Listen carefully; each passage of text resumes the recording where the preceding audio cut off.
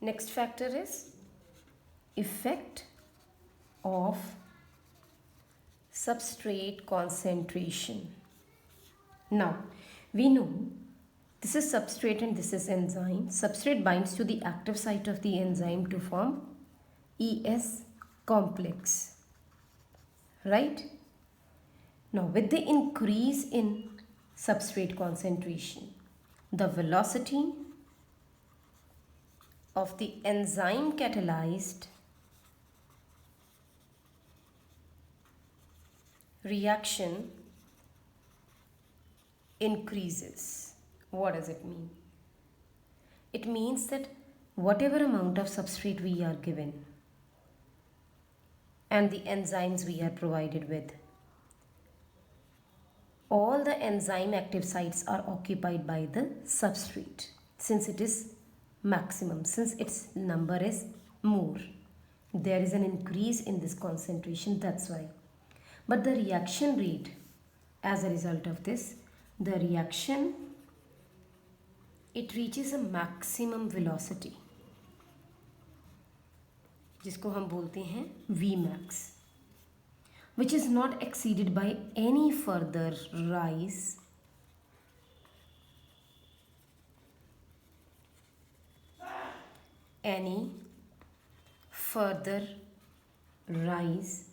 in concentration of substrate. Why? Why there is no further increase in the concentration of substrate when it reaches V maximum? This is because all the active site of the enzyme are occupied by the substrate molecule, right? The enzyme molecules are fewer than the substrate molecule, and all these active sites are already occupied, and after saturation there is no free enzyme molecule to bind with the leftover substrate. Therefore, after achieving a maximum value of velocity, it is not expected to increase any further. There is no further rise in the concentration of substrate or any change in the velocity maximum. Clear? And the concentration of the substrate at which half of the maximum velocity of the enzyme reaction is attained, it is called Km value. It is Michaelis constant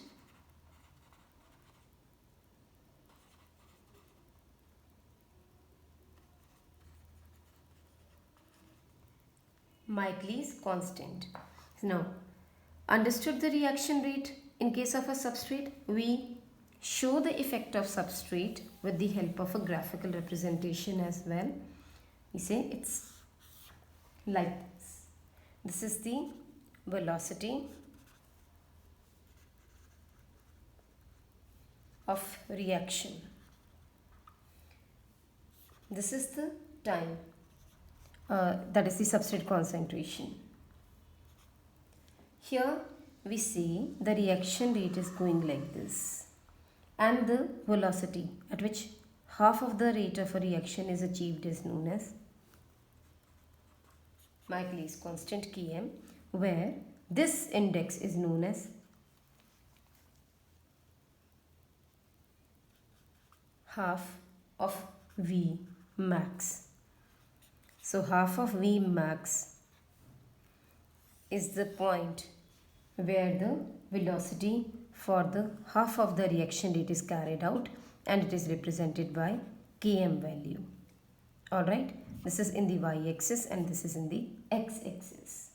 This is the effect of substrate concentration. After that, we classify the enzymes.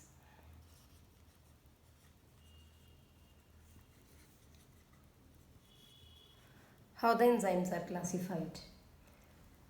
See, enzymes are classified in 6 different classes. First is oxidoreductase. Those enzymes which catalyze the oxidation or the reduction. Oxidation we know, addition of O2 or removal of water. This is in addition of oxygen and removal of hydrogen. So reduction, obviously the addition of hydrogen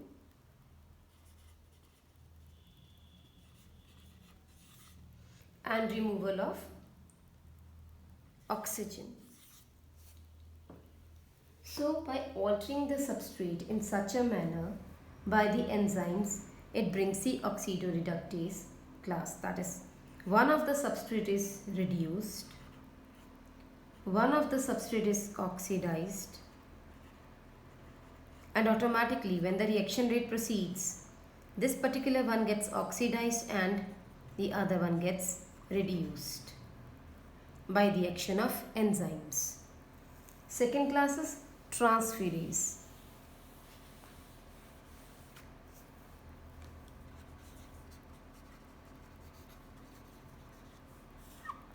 Where the transfer of specific group takes place in between the substrates. Supposingly, we are taking an example like this. Here the transfer of that particular group has taken place. So this is transferase. Third is hydrolases. Enzymes where the catalysis involves the breakdown of larger molecules into smaller ones with the addition of water, not removal of water, addition of water. If you remember, while making the bonds, we removed water. We removed water moiety, and when we want larger molecules to convert into smaller molecules, we add water. Alright. Fourth is lyase. The enzymes catalyze the cleavage. That means cleavage of a specific covalent bond.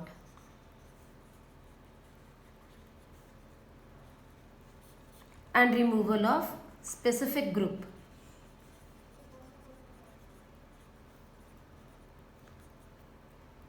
Here we are not using water. No water used. So it is simply its formation into X and Y, and a specific product along with is removed. A specific group is removed. Clear? Then is isomerase.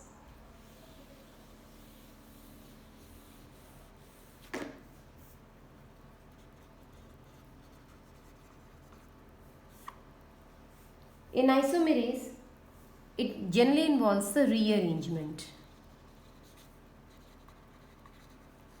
of atoms. It is during when the isomers are formed.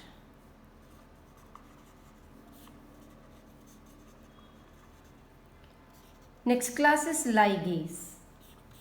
Ligase is to join. Here we say these catalyze covalent bonding. Covalent bonding of carbon and oxygen, carbon and sulfur, carbon and nitrogen. Then during the phosphate bond formation, it occurs between two substrates to form a large molecule. It is not easy to make large molecules every time. It involves energy by using ATP. So ATP hydrolysis takes place and energy is provided to this, along with ligase enzyme works, which helps in the formation of these covalent bonds. Another interesting topic of this chapter, we are moving to now cofactors. Classification is over. There were 6 classes only. Now we are moving to what are cofactors. See, enzymes may be simple. Simple ones which are made up of only several polypeptide chains, maybe one or several, one to many polypeptide chains. So what happens? Whenever an enzyme, it has a non-protein moiety. Enzyme, it has a non-protein moiety along with the polypeptide chain.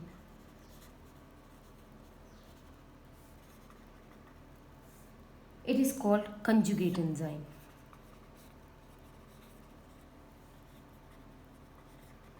Other name is holo enzyme. The protein moiety is called apoenzyme. ये जो protein moiety है, which is the polypeptide chain, it is known as apoenzyme. And non-protein, this non-protein moiety, it is known as cofactor. Okay, enzymes, when they have a non-protein moiety along with the polypeptide chain, it is called the conjugate enzyme or holoenzyme. Now this protein one is called apoenzyme and non-protein is called the cofactor. Cofactor makes the protein catalytically active. This is the catalytic action. And the types of cofactors which join and makes it catalytically active are divided into three categories. One is prosthetic group,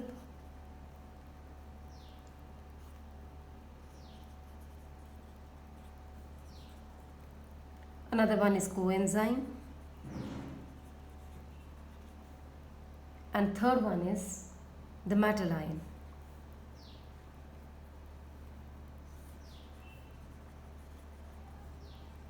Now, when we say prosthetic group, they are tightly bound to the apoenzyme. How? Tightly bound. Where? To the apoenzyme. And it makes it then catalytically active. Their action is to make catalytically active. But here we are discussing how are they making their bonds with the apoenzyme itself. Prosthetics ones, they are the organic in nature, organic compounds in nature which have to bound very tightly to the apoenzyme, alright, to make it catalytically active.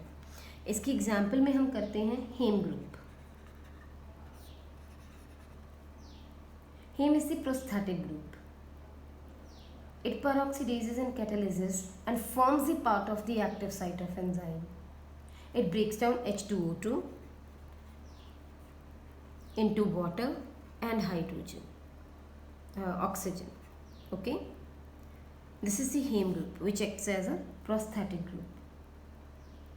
Now next is the coenzyme. They are also organic compounds in nature. They are bound to the apoenzyme only during the course of catalysis. Only during catalysis. So their association with the apoenzyme is only transient. Transient association with apoenzyme. Alright, so what do we say? They are the friends who always sit together, remain together, all the time they work together. They are the friends, those who only meet during the break time, whenever the action is to be done. That means those two friends which always come together whenever there is any reaction to be achieved. Then here the example is NAD, nicotinamide adenine dinucleotide, then NADP, nicotinamide adenine dinucleotide phosphate. These are the ones which are transient in nature. They are the essential components of vitamin A. These are vitamins actually. So these enzymes are essentially coming during the transient association with the apoenzyme to show its mode of action. Then are the metal ones.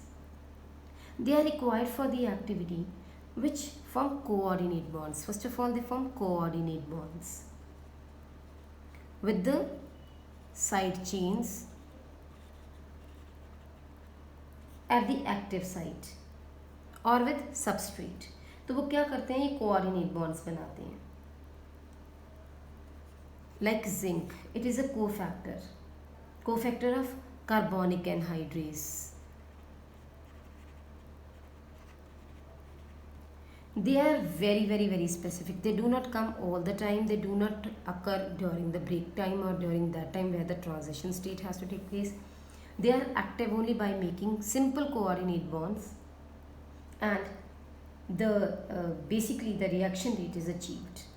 They are never ever involved otherwise in the activity or do not create any hindrance. They are available for a little period of time and they are all the time there, all the time available. So this is an important part, cofactors. Understand it clearly. Thank you.